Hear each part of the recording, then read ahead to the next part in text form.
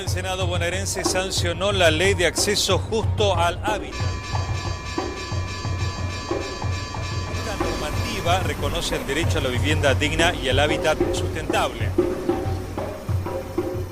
A 10 años de la aprobación de la Ley de Acceso Justo al Hábitat, la Ley 14.449, desde la Universidad Nacional de General Sarmiento queremos celebrar y al mismo tiempo reflexionar sobre su implementación.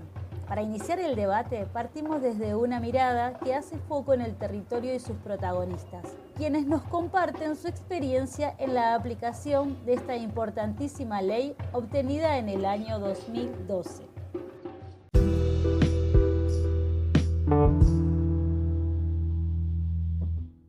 Con una larga trayectoria en la defensa de los derechos humanos y urbanos en nuestro país, hoy nos acompaña Eduardo Rece, urbanista, arquitecto, docente del Instituto del Conurbano en la carrera de urbanismo.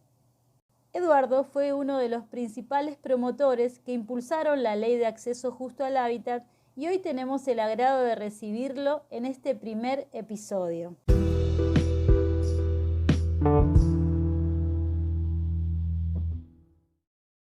Bueno, vamos con la primera pregunta que queremos hacerte. ¿Qué derechos fueron incorporados con la aprobación de la Ley de Acceso Justo al Hábitat?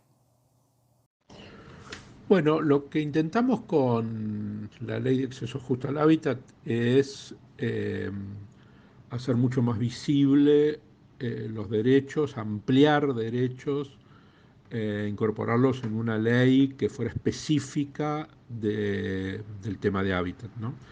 Cuando digo esto, quiero decir, bueno, por ejemplo, la Constitución de la Provincia de Buenos Aires, en el artículo 36, inciso 7, habla del derecho a la vivienda. Nosotros hablamos del derecho al hábitat, del derecho a la ciudad, a un derecho mucho más integrado, mucho más amplio que el que habla la propia Constitución.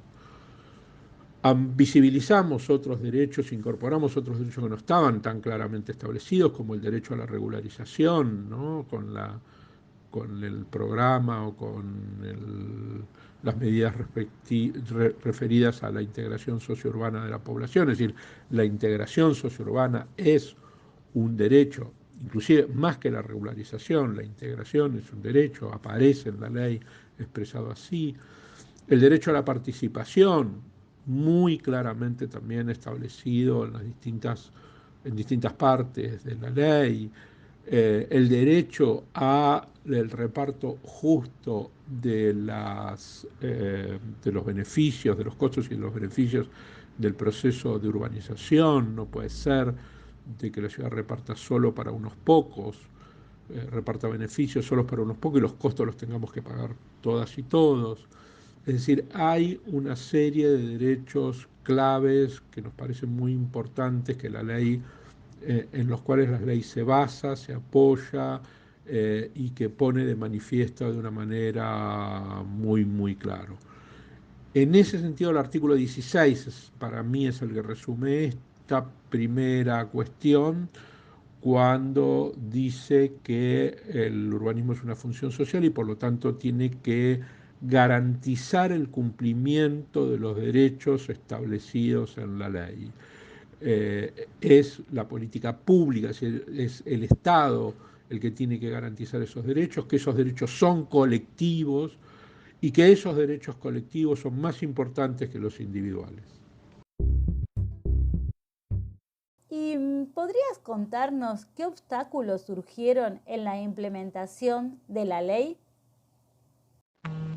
Bueno, con respecto a los obstáculos, yo diría que más que obstáculos, lo que tenemos son limitaciones en el ejercicio o en la puesta en marcha plena de la ley, ¿no? Por supuesto que hay obstáculos en cuanto a que hay actores muy claramente enemigos de la ley, enemigos justamente de los derechos colectivos, eh, pero diría de que efectivamente el mayor problema que tenemos es que necesitamos explicar mejor, necesitamos explicar más, necesitamos trabajar mucho más la idea de la integralidad de la ley. La ley hoy se aplica por mitades, es decir, como ustedes saben, la ley tiene una parte muy importante de instrumentos de acción directa, como los programas de integración sociourbana, como los programas de generación de suelo urbano, de lotes con servicios, etcétera, etcétera. Y otra parte muy importante de instrumentos de corte regulatorio urbanístico y sobre todo tributario, y que ambos instrumentos, los de acción directa y los de acción indirecta, los de carácter más programático, como decíamos recién, y los de carácter regulatorio, tienen que aplicarse juntos, y hasta ahora la ley no se aplica integralmente, solo tiene preeminencia aquellos instrumentos más programáticos, que son más visibles, que para la lógica de la acumulación política son más relevantes, y se dejan de lado los demás, pero no es posible hacer una política de suelo justa, una política de suelo equitativa para todos y todas, si efectivamente no se lleva adelante en conjunto ambos tipos de instrumentos. Ese es el mayor problema que estamos teniendo hoy.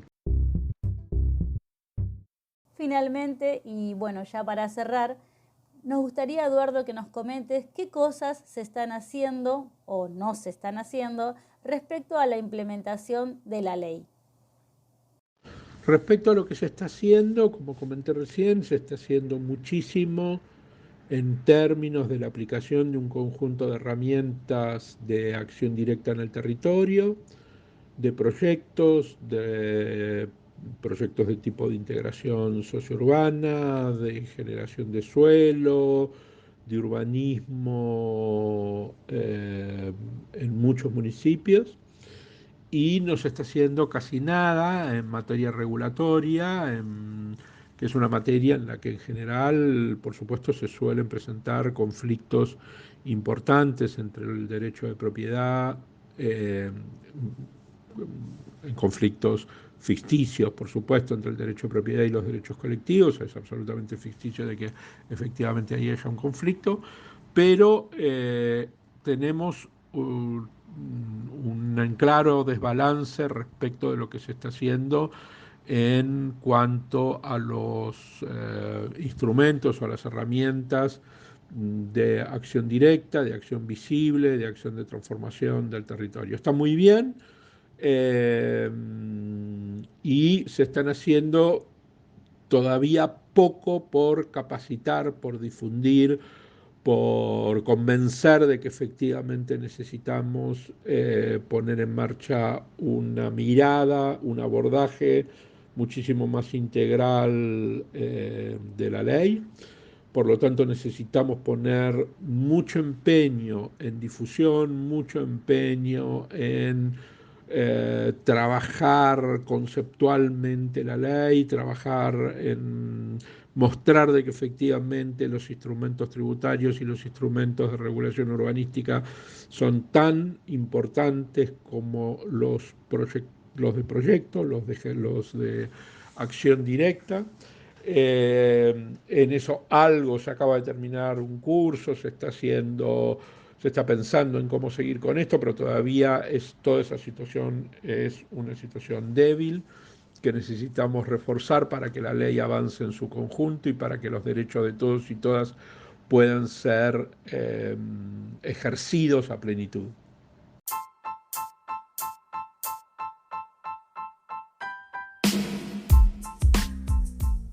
Así llegamos al final del episodio, en el cual nos acompañó Eduardo Resse. Él nos menciona que la ley vino a traer una ampliación de derechos que van más allá del acceso a la vivienda, ya que cuando hablamos de hábitat, hablamos también del derecho a la ciudad. Hizo hincapié en la función social del urbanismo, lo que implica que tiene que garantizar el cumplimiento de los derechos establecidos en la ley, reforzando la idea de que es la política pública, el Estado, el que tiene que garantizar esos derechos colectivos, y que esos derechos son tan o más importantes que los individuales.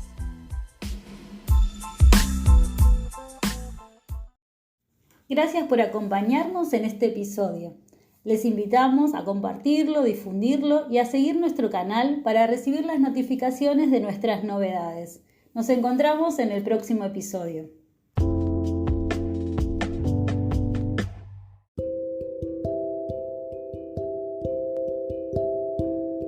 Estamos escuchando Ley de Acceso Justo al Hábitat, 10 años, podcast.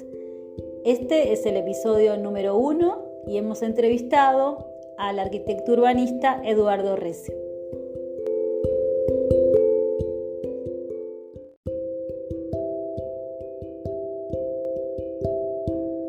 Idea original y conducción, quien les habla, Eugenia Jaime, producción Francisco Cardoso, edición Eugenia Jaime y colaboradores Javier Pasos, Daniela Fuentes, Lucas Dombrowski y Rocío Elías.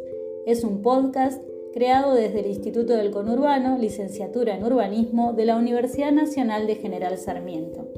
El proyecto busca conversar, compartir y difundir las experiencias en torno a la implementación de la Ley de Acceso Justo al Hábitat.